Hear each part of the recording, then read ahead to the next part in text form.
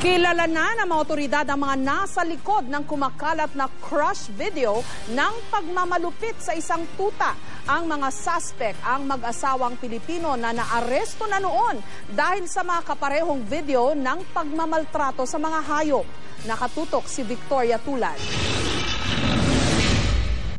Tukoy na raw ng mga animal welfare group kung sino ang nasa likod ng crush video na ito na kumalat sa social networking sites. Ilang beses na hinagis at inapak-apakan hanggang mamatay ang isang tuta ng 3 babae.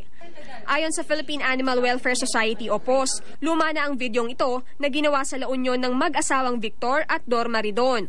Sila rin ang kinasuhan noong 2011 para sa crush videos kung saan pinapatay ang iba't ibang hayop gaya ng aso at kuneho. What we did was consulted with our colleagues sa PETA. Last night, they were able to verify it was part of the old video. We want to state unequivocally that this is animal cruelty. Ang Bureau of Animal Industry nakikipag-ugnayan na raw sa National Bureau of Investigation at sa iba't ibang non-government organizations para mapanagot ang mga gumawa ng crush video.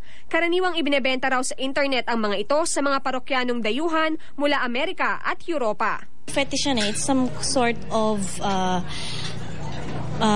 condition, no, that makes them feel excited sexually if they would see animals being crushed or being in pain. It's unthinkable that that people can inflict harm to that puppy.